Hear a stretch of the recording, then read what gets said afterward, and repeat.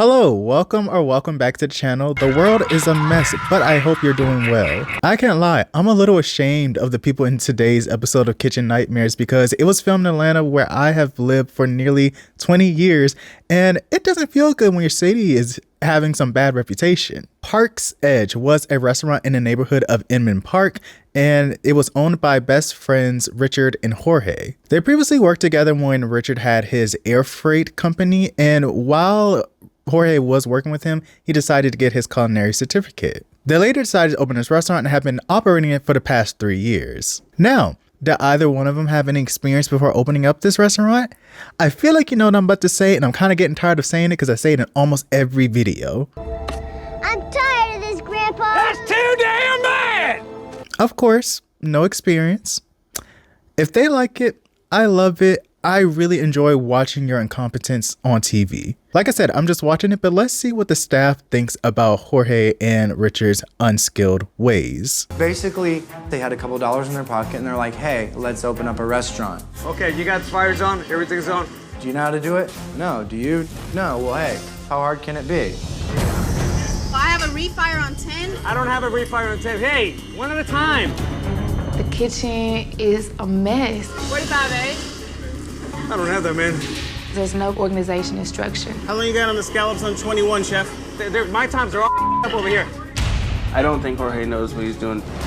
When's this guy gonna realize his food's just not working and that he needs to do something else? Listen, I'll give Jorge credit for actually getting his culinary certificate before he opened up this business, because some people don't even do the bare minimum of just learning how to cook before getting into the restaurant industry. But it seems like he's so worried about his food being different and unique instead of just being good. My cooking is something that's a little more evolved and different. Here, try it. I like to just kind of take stuff that's basic and just sort of reinvent it. Yeah, you can't serve that. Wow, it's weird and I wouldn't get it again. Did not like the taste. They said it wasn't good. Jorge definitely thinks his food is like Olympic quality food. It's perfect. Just like having a friend that just thinks they're completely kick-ass at something and they're not that good at it. He could either order seafood, but I would not cook another steak for him. Richard, on the other hand, just isn't that involved with his job title. I think he likes to flirt with the idea of being a manager, but he just stands around or he walks around the restaurant as if he's a celebrity. How your tables doing, Drew? 45. Their order's been in for an hour. They got that little girl looking like she's about to die. Hi. When the heat is on in the kitchen, I've never worked this hard before. Richard serves no purpose. How's it going? Not good. I know. He doesn't know anything about the restaurant to help. My job is to run the front of the house, okay? And that's the easy part. Oh my God, I didn't even see you, Cass. How you doing, baby? I just dress up and smile. That's all I do. Voila. He always has a smile on his face. Like nothing is going wrong. He kind of has this, there's some deep-seated issues with the restaurant and the community. Don't get me wrong, it is important to show great hospitality and smile at the guests. And I can't lie, he does have a nice smile, but I guess that smile doesn't fix everything, especially when there are issues in the restaurant that you need to address. One situation in which his smile didn't help him is when he managed to piss off the entire neighborhood with one comment. It all started when they set up a tent outside the restaurant, but they didn't have a permit, so the people in the neighborhood asked them to take it down, which they did. Then they found out that the restaurant had been serving alcohol without a liquor license, extremely illegal by the way, and they also found out that they were operating without a business license, which depends on the state but can be illegal as well. So the news came out to do an investigation and they told Richard how the residents in the neighborhood were saying how they deserve to have a better restaurant at that location. Instead of Richard taking a moment to say how he regrets that they're feeling that way and pledging to do better, or even taking a moment to just apologize to the neighborhood, he decided to call them racist, saying that they did not want them in the neighborhood because they are a black minority owned business in a mostly white neighborhood. I am all for calling out racism and racists when it needs to be addressed and talked about, but that was the wrong move. This made a lot of people very angry and has been widely regarded as a bad move. Them folks said that they did not like the food and the way that y'all were moving and rightfully called it out. I assure you it had nothing to do with your race/ethnicity. It's funny he even said that because I've been around that area before, and in general, Atlanta has a lot of diversity, which means a lot of diverse food choices to choose from. So you can go to restaurants that are Black owned, Hispanic, Latino owned, Asian owned, so on and so forth. Of course, the residents did not enjoy being called racist, so business started drying up, and that is one of the main reasons why they're on Kitchen Nightmares. Richard acknowledged that what he said was foolish, and now he's trying to find his way back into the people's good graces. When Gordon arrived to the restaurant, he met Richard and Jorge, and then he got right into ordering his lunch, but he was very confused by the menu options. High spice seared scallops, avocado egg rolls, crispy shelled wontons. Wow. Mexican, Asian, Indian. It sounds like a fusion, confusion. My name is Amy. Amy, nice to see you. Nice to meet you. Likewise. I love that smile. Thank you. What's the style of food here? What is it? Is it classic American? No, I think it's a classic Mexican. With American twist? Twist. Or a twisted chef? Or a Is there a misprint on there, or was that me? Grilled Caesar salad? No. Really? The lettuce is grilled? Chop it on the grill. You never heard of that? No, it hasn't hit London yet. Okay, I'll start off with that. The grilled Caesar. No chicken, just. Do you know what? Throw the chicken in there, why not? Throw the chicken in there? I'll go for the, hello. Hi, how are you? Before you steal my knife and fork, can you say hello? Oh. Yeah. My name's Kevin. Kevin, good to see you, bud. Can I help you? Yeah, we're thrilled to have you here. I hope you can make some sense out of this. Yeah. Kevin, I need you. Can you excuse me for a second? Please. You're busy. Yeah. Damn. I thought it was a thief. That was random. I don't very know. random. Yeah, I don't know what he. Excellent. What does Kevin do? He's a bartender. He's a bartender? Yeah, so he really shouldn't even be over here right now. So I don't A bartender even know. that just pops up and clears I don't know tables. what he's doing. Multitasking. Okay. I can't even lie. When Kevin walked over, I was feeling the same way, Amy, because he just popped out of nowhere without an introduction. Hey, you can back up a little bit. Oh, wow. And what made it even funnier is that he wasn't even supposed to be over there, and I would have had the same facial expressions that Amy had. Because one thing about me, if I'm feeling it on the inside, more than likely it's definitely going to start showing on the outside. Honestly, I think Kevin walked over there so that Gordon can see his face and remember it so he knows who not to blame for anything going wrong. I guess an interesting plan, but failed execution. Anyway, we get around to the food, and the first dish is confusing as hell. To me, Chef Ramsay's just another customer. I mean, as long as he likes my food, we're gonna get along just fine. The salad. Good to go? Walking out. I think he's gonna love this salad. It's a grilled lettuce. I mean, can't go wrong. Grilled salad. Come on. It is grilled. You're still amazed. I'm shocked. I've never thought about it, but it's true. Like, wait, why are we grilling lettuce? Sorry for interrupting, just 2 seconds. But this is a first for me. A grilled Caesar salad. No, but they actually grilled the lettuce. Can you just show a hand if anyone else has ever had a grilled Caesar salad before? Anybody here? Ladies? No? Sorry for interrupting. Sorry. Oh, geez. I always get nervous when a chef serves me the butt of the lettuce. When you've got the butt of the lettuce on, you can never clean the lettuce properly. And unfortunately, it's not very nice inside. Dry chicken. The salad looks hideous. Why is it so spicy? Take it away. Everything is spicy, everything. Thanks, Danny.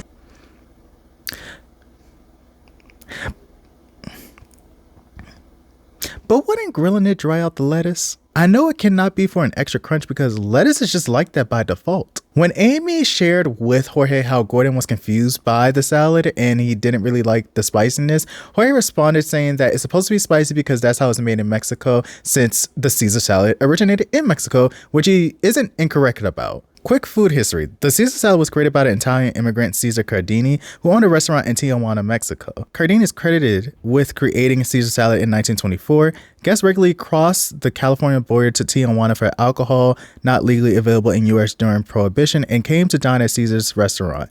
According to a 1987 interview with his daughter, Rosa, on July 4th, 1924, they came in such numbers that Caesar simply wasn't prepared for that many people, and he improvised by making a salad to give the dinner guests a show as well as a meal, putting together the ingredients in the middle of the dining room. So shout out to Cesar Cardini for inventing the Caesar salad, because I really do enjoy a good Caesar salad, and happy early birthday to his creation. But I feel like Jorge was trying to reinvent something that wasn't broken in the first place. When we say that we're gonna throw something on the grill, we're definitely not talking about lettuce that hasn't been cleaned properly. But I would like to try my hand in making a salad Caesar's way.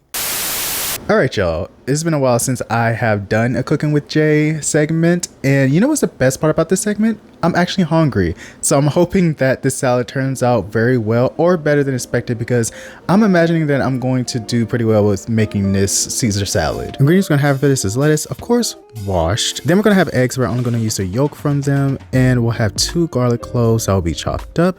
We're also gonna use a lemon for its juice. And we're gonna use anchovy paste. We're gonna use some extra virgin olive oil and Worcestershire sauce. And of course, we're gonna add some Parmesan cheese in here. So one of the first things I did with this lettuce, see that butt on there? We do not need it. So go ahead and grab that lettuce, chop it off, pick it up, and throw it in the trash. Then we're going to go ahead and chop up this lettuce and set it aside. In a bowl, we're going to put our egg yolk in there. And then we're going to add in 3 tablespoons of lemon juice. We're going to add in our chopped garlic cloves, a tablespoon of anchovy paste, 1/2 teaspoon of Worcestershire sauce, 1/4 teaspoon of black pepper, and go ahead and mix all of that up. And we want it to look something like this. But after we're done, we're going to slowly mix in the olive oil just so that we can get it to have a very nice texture and taste more like a salad dressing. And then adding in our olive oil, we're going to add in the Parmesan cheese, and we're going to mix that in until it's covered all in along with the dressing. So after getting all that mixed up, I put in the lettuce and I went ahead and mixed that in with the dressing just so that it got all on the lettuce leaves. And this is the final result of what I ended up making. I wanted some salmon in my salad, so I added that, and of course some croutons. Okay, time for the taste test. I hope I like it. I never actually had anchovy before, so hopefully I like it. I would say it tastes very fresh. I think I did a pretty good job with it. Even though it's just a salad, I still think I did good. Right, I'll see y'all back at the desk. The next dish that Gordon had was a flash fried oysters, which he said looked like old fossils. He had Richard try the oysters as well, and it damn near took him out because of the spiciness. Gordon also had Richard try the salmon, which I call the everything bagel salmon, because that is immediately what came to my mind when I saw it for the first time. So your plate is really hot. Don't worry about it. Thank you, Dave. Okay. That looks like the bottom of a bird cage. Okay. I mean, salmon served on a bed of sticky rice with a green curry beurre blanc. What the is going on in there? It's like the United Nations of main courses there. What's the style? I guess it's a little convoluted, isn't it? That's one way of putting it. Yeah. Okay. I want you to taste this. Go for the ragu and the strawberries. I mean, just the combination. The rice is just hideous. Yeah. The spice is ridiculous. And the strawberries and the red onion ragu. Yeah. I had no idea we had that many problems with the food. Just Chef Ramsay dissected it. We got a lot of work to do here, don't we? That's the understatement of the year. Yeah. Don't worry. Got some more input for you. Okay. This is you got over the board with green curry beurre blanc, the strawberry ragu, and the sticky rice. You try it? Yeah. And when you try the 3 together, it is a little, it doesn't blend well. Now, mind you, this was the first time that Richard was eating Jorge's food, and this is the first time that Jorge was hearing Richard's criticism about his food. I don't care how much you trust your friend, you should have been trying some of the food so you could catch any issues before sending it out to guests who are just going to send it right back to the kitchen. You don't need a culinary certificate to know when something just tastes bad. Gordon headed into the kitchen to tell Jorge to his face and let him know that his food is very confusing and he needs to go back to the drawing board. And of course, Jorge did not appreciate that Gordon was questioning his cooking skills. When I arrived, you said the problem with the restaurant is the neighbourhood. And the issue wasn't the food. Yes, sir. Seriously? Then I cannot believe that you stand there and tell yourself that your food is edible. You're all over the place. There's no thought process. What restaurant did you train in? I went to school. What do you mean you went to school? Where did you go out and train before you opened your own restaurant? Oh, I didn't. You didn't train? Yeah, not at all. Out of culinary school, you then went and opened your own restaurant? That is correct. Really? Here's it in a nutshell. You're not qualified to stand behind the line, let alone run your own business. All you're doing is you're coming in here, trashing my background as far as where I've been, saying that all the food you ate today was okay? One man's opinion is not an issue. If you've got the arrogance to stand there and tell me that you think you're right, okay, you're gone. Listen, before you came here, all these things were working. Working in your little mind, or working in your mind? I knew they needed to be tweaked. Tweaked? Yeah. Brain surgery. This guy's just out of control. He doesn't have any right to come in here and talk to me in that sort of manner. Get out of here. This is my restaurant. Show me some respect. I have to say, I do not see every single one of Gordon's food criticisms as the end-all be-all, but it would behoove someone to listen to his advice and criticisms strongly, especially if you can't go experience for experience. Because only one of you has multiple Michelin stars. I'm just saying. And you want to know the hilarious thing? Jorge is puffing his chest up, saying how Gordon doesn't know what he's talking about. He knows what he's doing, and he's going to show off his skills and knowledge when it comes to dinner service. I mean, y'all are interested to see how he works, right? I would like to see it.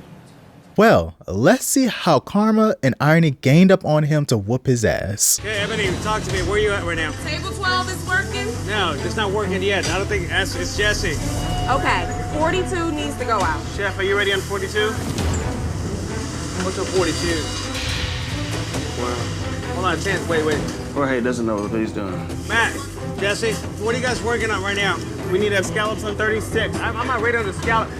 What scallop are you? We're doing 36 right now. Unbelievable. It's crazy that someone thinks that they can come out of culinary school and run a restaurant when you don't have any experience. Is Jorge running the kitchen, or do they just all do what they want? No, he's running the kitchen. He is. He's a little overwhelmed right now. He's overwhelmed? I think he might be.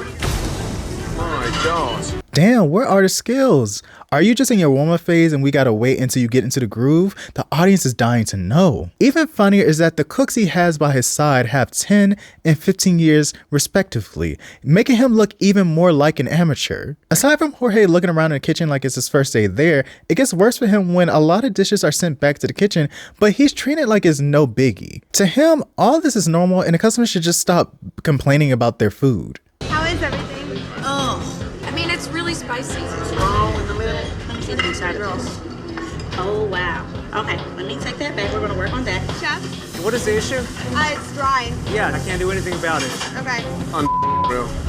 What's wrong with that one, Danny? It's cold. Oh, no. It's medium rare. It's cold centered. Medium rare is going to be cold centered. I don't know what the problem is. Oh, my God. It's so frustrating. I'm a good server, and you're just making me look bad. And that's my money. That's my tip. So now it's like you're messing with my money now. What's wrong with that? Oh, it's raw. I mean, you can't serve that to customers. What is that? That's raw. You cannot serve it like that. Chef Jorge thinks that his food is to perfection. Like he should be cooking for President Obama. Jorge, you okay? Yeah.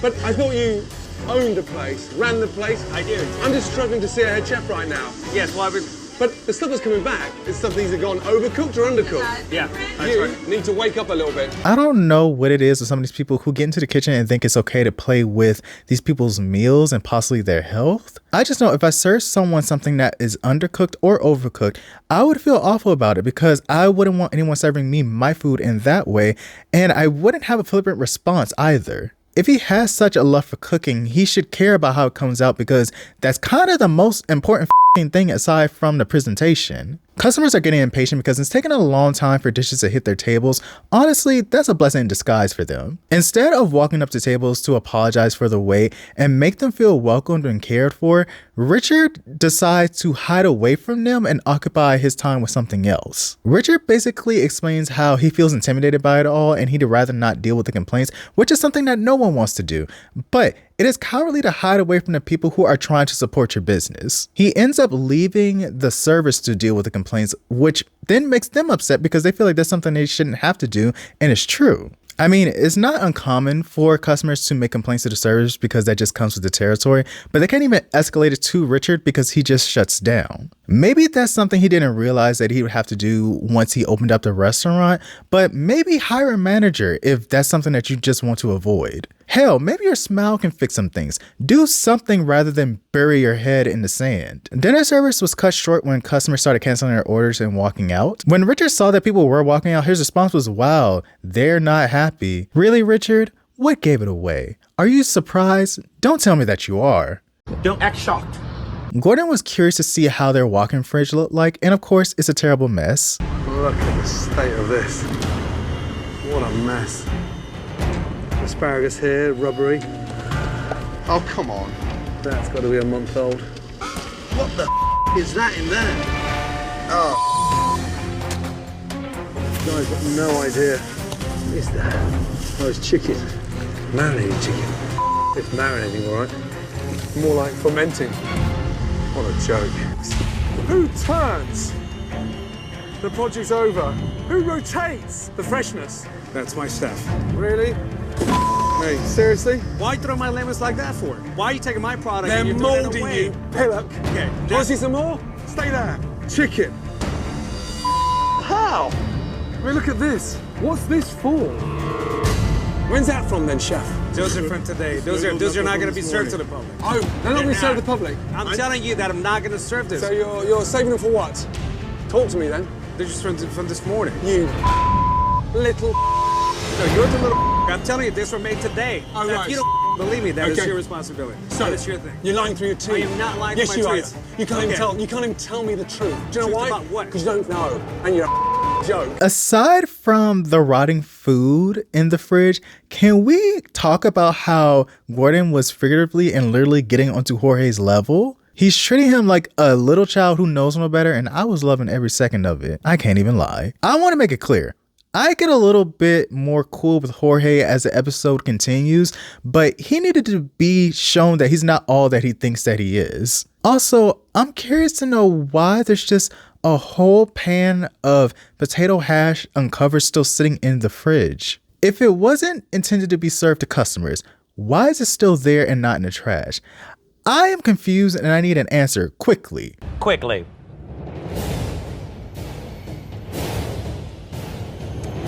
And what the f was dripping from that meat? I don't think I've ever seen anything like that before, and it's just clear evidence that no one goes in there and clean as frequently as they should, and y'all don't make them do it either. The next day, Gordon wants to hear the staff's opinions on Richard and Jorge's management styles. The first issue raised was how Richard does not want to interact with the customers, which makes everything more difficult for everyone else. They need to educate themselves more about this business. I know more about running a restaurant than either one of them together. They're too proud to say, hey, I do need help. Yeah. Chef Jorge, he acts like he's like on your level. He's like fresh out of culinary school. I mean, the ink hasn't even dried on his little certificate, and now he thinks he's an executive chef. But I feel like Richard just is really reluctant to be interactive with the guests after they're sat. It's like butts and seats, and that's where he stops. And we're really responsible of solving guest problems. Richard, when he gets stressed, he drinks wine. And so sometimes it makes it hard for us to communicate with him when we're having problems because he's been drinking all day. If he wants to be as effective as an owner, he needs to be completely 100% when he's here. That's a good point. It's a very good point. And does he drink every day? Yes. I promise y'all I did catch that earlier, but I wanted to wait until we got to this place in the episode. Richard may not know how to run a restaurant, but I know he knows that he should not be drinking on a job because it is super inappropriate. If you wouldn't tolerate your employees doing it, why should they tolerate you doing it? Because I imagine that if one of your staff members were drinking while on the clock, you would probably fire them on the spot for that. I get having anxiety with a job because I have experienced that too. But if it's stressing you out that much, again, get a manager because your staff needs you to be there for them at all times. They need you to be present in the moment, alert, so that you can handle any issues if they have any. They should not have to deal with you in a state like that, and deep down, you already knew that. When it comes to Jorge, he is the rudest and the most arrogant of the two. We're already seeing how he does not take criticism that well, but it's mentioned how he likes to call people names to their faces, and he likes to position himself as a super skilled professional when it just isn't the case. Has anyone ever told Jorge that his food is so complicated? Chef is extremely stubborn, does not care what anybody has to say about anything, and if you dare say anything to him, it's your ass. Wow. You cannot give Jorge any negative feedback or you will get lashed out. Wow. I didn't see him lash out at anybody last night. Does he shout? Does he scream? What does he say when he goes off? I get called dumb, pinheaded. He had a conversation in Spanish a couple weeks ago in the kitchen about how fat I'd gotten. One day he snapped at me and I was just like, don't talk to me like that. And then he was like, oh, if you don't like it, well, you don't have to be here. I'm like, if I don't like verbal abuse, like, I don't have to be here. Seriously? Rude. I thank you for your honesty. I'm sorry, but the irony of Gordon being shocked about verbal abuse as if that's not his entire thing. But it's funny to look back on Jorge saying how he wanted Gordon Ramsay to show him some respect because it's his restaurant, but he can't even extend that same courtesy to the people who are there trying to help him build his restaurant and keep it afloat. Jorge, I don't see you on magazine covers, runways, or used as an example as peak human aesthetics. So what the gave you the right to think that you could speak about someone else's weight and appearance? Where is HR when you need them? I really cannot stand when people fix their mouths to talk about someone else's body unpromptedly, because I promise you, no one gives a what you think about someone else's body. Also, you don't know what that person could be going through, and it's extremely easy to keep your mouth shut and keep your thoughts to yourself. But don't let nobody bring up the spotting that's going on in the back of your head, or they'd be wrong for that, right? I know it sounds contradictory, but you get my point. Sometimes you got to take it there to get a point across. And I'm not going to pretend like I've never spoken about someone's appearance before, but I have been making sure to check myself if I ever start doing that, because I know I don't want anybody doing that to me. Also, doing it in a workplace is just really unprofessional. Anyway, Gordon brought out Richard and Jorge to face their staff, and their reactions surprised me. Richard explained how hearing their opinions really touched him deeply and even started tearing up in front of them. Jorge actually surprised me because he went so far as to apologize to the entire staff. Even though I just got on his ass for his actions, this is when I started liking him a little bit more. Yeah, just watching all of you guys just express how you feel. I was picturing the moments that you guys are talking about, and I really want to apologize to you guys for being unfair. You guys have been so dedicated to working with us together to build this restaurant. I don't want you guys to feel like you've been taken advantage. I don't want you guys to feel that way. And I didn't know that was a feeling. As far as my attitude, believe me that things will change. That's my word to you guys, and I'm willing to take those steps that we need to take to move forward. I definitely need to treat people differently before he gets to this stage again. You know, I really never thought about what you guys thought, and I'm sorry. I consider myself a pretty nice guy for the most part, and loving and concerned and giving, and I haven't been to you guys. I haven't been. And I apologize for that. Well, I'll be damned. Owners who actually reflected on their behaviors and apologized to their staff, a very rare occurrence on this show. We still have to see what they will show through their actions because that matters a little bit more, but it was very refreshing to see them apologize for the errors of their ways. Continuing this small apology tour, Richard and Jorge had the opportunity to go onto the news to try to mend relations between them and the community. I think Richard's initial comments were out of frustration, but it still wasn't the right move to call the entire neighborhood a racist. especially when they have supported y'all before. I feel like they were telling y'all to step y'all game up and have respect for the neighborhood, which you can have your own personal feelings about that, but they ultimately are the people who decide if you stay in that location because they will vote with their dollar. Later, they return to the restaurant to see the renovations, and I like the interior design of the restaurant, but I really do not like the fact that they changed the sign. I didn't really see an issue with the orange sign. I felt like it had some personality, and not saying that the new one doesn't, but I just felt like the old one felt a little bit more lively. I just guess the old sign wasn't fitting what Gordon had in mind for the direction of the restaurant. Changes to Jorge's unique menu made things simpler, and everyone loved the new menu options. This new menu is easy to execute. And let's get one thing right. It's American cuisine with a contemporary twist.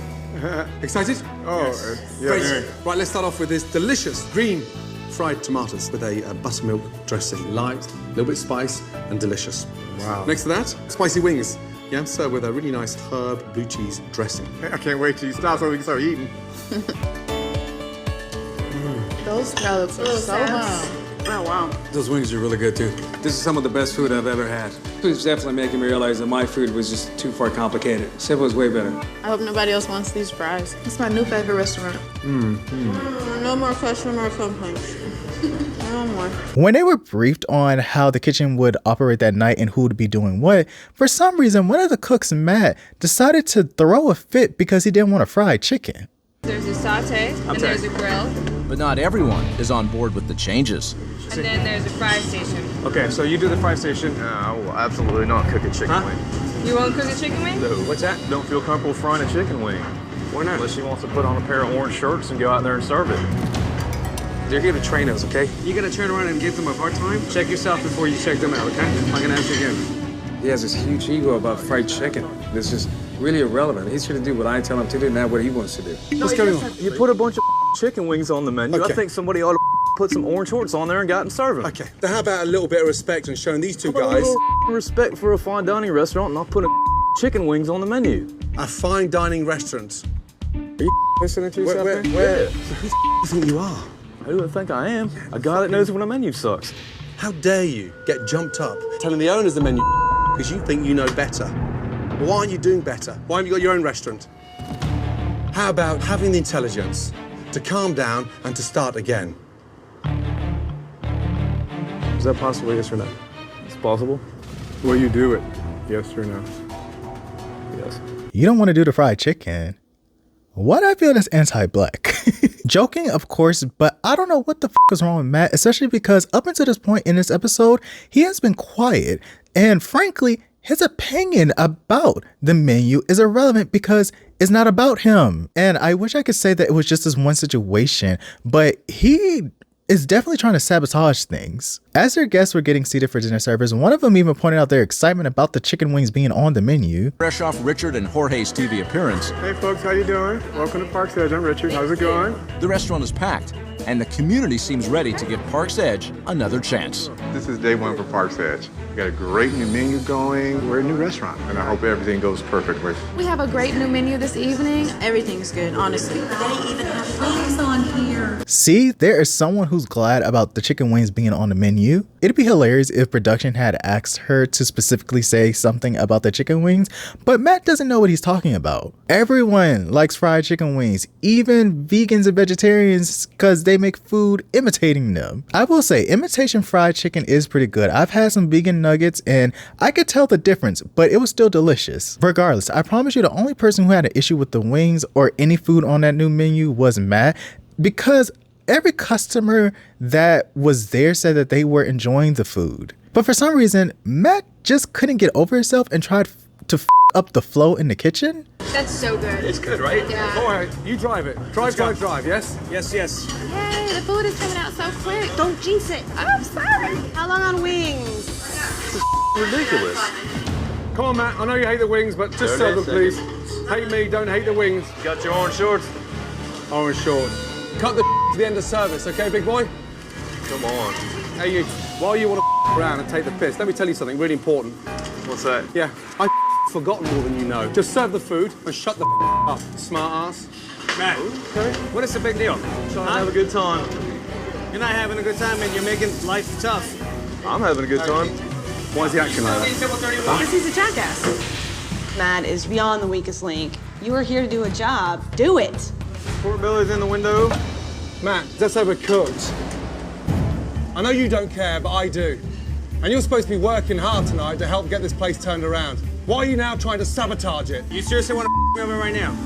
Why are you being a piece of for them? I don't know if there's something wrong with Matt or not. I'm not a violent man by any means, but if he it up for me tonight, I will literally do something. See? I knew something was hiding behind that smile. Basically, he said, do not let him Hulk out. Mr. McGee, don't make me angry. You wouldn't like me when I'm angry. But his anger would be justified because this is an important night for the restaurant, and it's a shame that one person is trying to make it about themselves. And one could try to give him benefit of the doubt and say maybe he's nervous or whatever, but it becomes evident that he is intentionally making mistakes. I'm still waiting on a pork belly. Yeah, how long on a pork belly? Talk to me, guys. How you doing? Plating, chef. Thank you.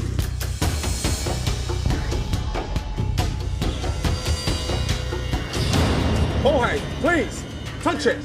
Please, it's stone cold. Come on, Matt. Chef, what do you think of that? Yeah? All this work for this. Matt's having this really difficult time adjusting to the menu. It's almost like he's trying to destroy his whole dinner service. Why would you up service tonight? You're making me look like Chill out with the drama. What'd you say? I said chill out with the drama. Get out of here right now. Jorge has had enough. Get the out right now. You know what? What'd you say? Get out of here. All right, fine. It's cool if you're gonna be serious like that. Matt, see ya. Let's continue working, please. This is my kitchen, and we're moving forward. And if somebody becomes an obstacle or a speed bump, they're gone. We have no more tolerance for that. Hey, Jorge, well done. Step up now. Yeah, get together and make it happen. Now, I do not condone violence because violence is not the answer, except for when it is. And I would not have blamed Jorge if he just threw a little 1-2, just something to get him. I'm just scoot on over and let you whack him. Get him again. Get him for me. Because why are you acting like a dick when everyone is giving 150% effort tonight? Jorge is literally sweating his ass off and giving his all because he wants to do better than what he has done before. And you are throwing a hissy fit about some fucking wings. Please grow up and get serious. Anyway, dinner service went well that night, and Gordon even complimented him for rising to the occasion. He has faith in Jorge and Richard to turn this business around. Jorge. Yes, sir. It's been a rough week, let me tell you. We've had ups and downs, especially you and I. And you know what? I didn't think you were going to step up to the mark. I didn't think you were confident enough. But my God, strong finish. Thank you. Customers love the food, let me tell you. Don't start over-complicating your menu. You got my word. This is a new beginning. Richard? Yes, sir. You're a smart guy. You're better than just sitting, meeting and greeting. Get in there, get your hands dirty. I got you. We have come a long way. And this is just the start. Every day you walk in there, demand the best out of Richard, and you demand the best out of Jorge. Push each other.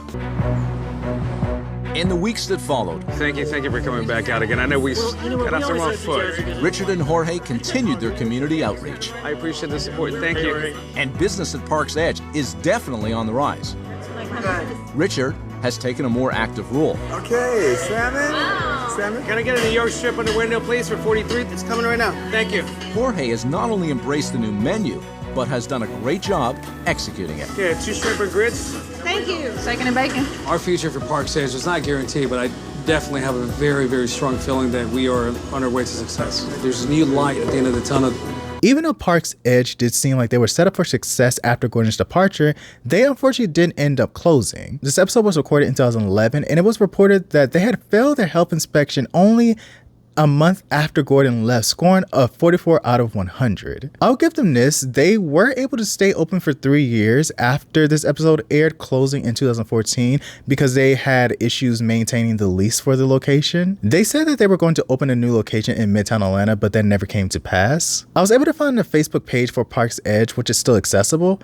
I don't know who still has the login information, but someone was posting on there in August of 2022 for funsies, I guess. Richard and Jorge also had done an interview with the Atlanta Restaurant Blog speaking about their time on the show. We did bump heads with Ramsay. He has an agenda to make the show look a certain way. For example, we had an entire box of lemons that were perfect, and he rifled through to the bottom to find the one that wasn't in good condition and said, "You would serve this to your guests." Okay, to be fair, it only takes one bad fruit to start affecting the others, but I can see why they thought that Gordon was being ridiculous. They were asked what's different about the show than what we see on TV, and they responded saying, "It is quite staged, at least in our experience. It was clear that Kitchen Nightmares wanted to be in charge of the crowd. When word got out that we'd be on Kitchen Nightmares, reservations filled up fast. So when they got there, they told us we had to cancel the reservations we'd had for the days when they'd be filming.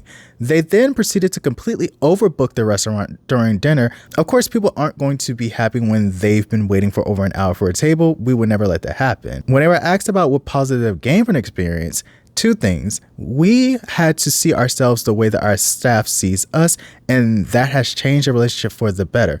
Also, there are some conflict with things we say about the community in the past that may have significantly damaged our reputation, but Gordon Ramsay had us appear on Fox 5 and apologize, which has seen some mend fences. Plus, we are really happy with the makeover Kitchen Nightmares had given our restaurant. As for updates with Richard and Jorge, Richard moved back to Los Angeles, where he's originally from, and he seems to be enjoying time with his family. Jorge still lives in Atlanta, and that is much information I can give about the two of them. They don't post that often. I will say they both seem to be doing well, and I hope they're living well. Now, there is an update that may shock some of you, or some of you may say that you saw it coming. Remember Matt, who was throwing a hissy fit about the fried chicken wings being on the menu? He was arrested for aggravated stalking in 2017. Thanks to the people of Reddit, I was able to find the appeals court decision to uphold his conviction, and this man is just awful, terrible. Add any descriptive adjective and it will fit. I will not read everything because it is a long transcript, but I do want to give a trigger warning if you read it on your own, and a trigger warning for right now because there's a mention of abuse, drug abuse, and stalking. First of all, this man was living in the victim's home and it was making it as uncomfortable as he could. So Matt and the victim met in the summer of 2012 and they moved into an apartment about a year later. The apartment utilities were in the victim's name and she was solely responsible for payment of rent and utilities. Less than a month after moving in, the victim found Matthew unconscious on the porch of the home from a drug overdose, and he was taken to the hospital and he remained there for a month due to kidney failure, but he made her feel guilty and blamed her for his health issues because he feels that she didn't call 911 sooner. He had lost his job, and of course, the victim had to take on a lot more responsibility of making sure that she had to pay the rent and utilities. It's a very stressful situation. So both of them started drinking heavily, and Matthew was doing drugs while he was stealing money from her to sustain his habits. In October 2013, he had punched the victim in the face while he was turning on the light to look for something while he was sleeping. And after punching her, he just laughed it off and went back to bed. And this is just an example of how violent he would be towards his victim very often. He was doing very terrible things to this woman, and I guess he used intimidation in his violence because he would repeatedly tell her if she tried to call the police that he would end her life. I'm just trying to understand, how the are you blaming her for your overdose when you were the one taking the drugs, putting your body through that bullshit that caused it to fail on you? Then you had the nerve to stay in her home and threaten her whenever you got the chance to. Furthermore, not only did he steal money from her, he would guilt her into giving him money while she was the main one working, trying to pay the bills, and he was off doing math with an E instead of an A. She did have the strength to try to evict him from her apartment, but he would threaten her, and each time that he threatened her, this is how the abuse just continued within her home. One night when she did try to walk away and walk out of this apartment, he was throwing her against the wall. He kicked her down to the ground, and while she was running away, he pinned her to the bed, and he would not let go until she bit him, and then she locked herself into the bathroom until the cops arrived. Now, I do apologize for having to recount this horrific story, but I just wanted y'all to get the picture of how terrible this man was to this woman. Eventually, she did obtain a protective order against him, but he was still violated trying to contact her when she was at work or trying to go into her apartment, even though he knew he needed to be escorted by police. I don't know what it is, but this man just did not want to leave this woman alone.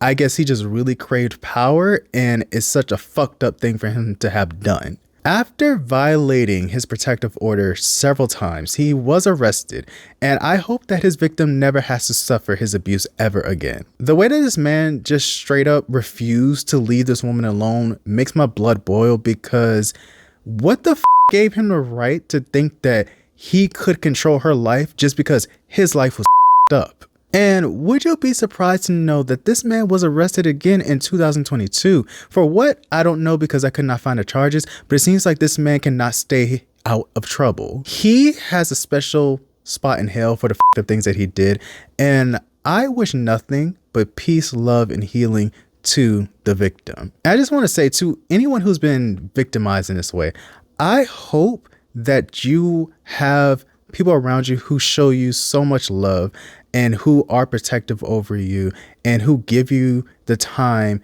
to find yourself again after this. I hope that you're finding your peace, and I hope that you're living life as loudly and fully as you can, because one of the best things about life is having your freedom, and you should never have to feel like you have to ask permission for your freedom.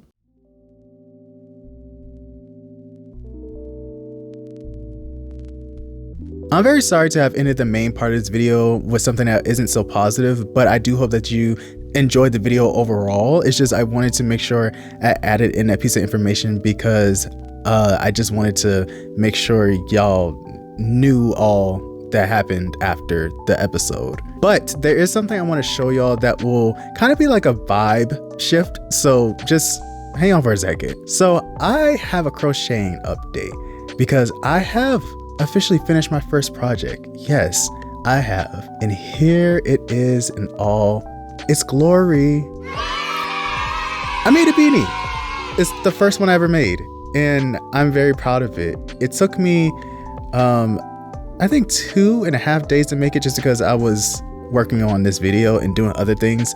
But I'm very proud of how it came out. Now, I have a lot of hair, so I feel like it's going to be a little bit of a tight fit on my head, but look how cute it is. Look at that. Look at that.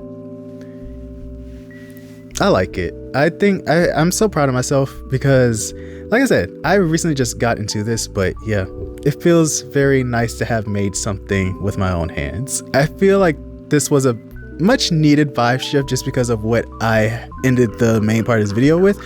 But I do hope that you enjoyed the video, and if you did, please leave a like and subscribe. Y'all, we're very close to getting 12,000 subscribers, and I'm so excited about it because we just reached 11,000 in October. So within a matter of a few months, we're already, that's going fast. My next milestone to reach will be 20,000, but I'm always excited just to see us growing and having more quick chatters to join this channel. My next video will be a little bit different because I'm going to be talking about wife swap. There's an episode that has really been on my mind, and I want to sit down and talk about it with y'all. So just be on the lookout for that. That video will be out soon, but until then, please make sure to take care of yourselves, be kind to yourselves, drink some water, do one of your favorite activities, and I will see all of y'all in the next one.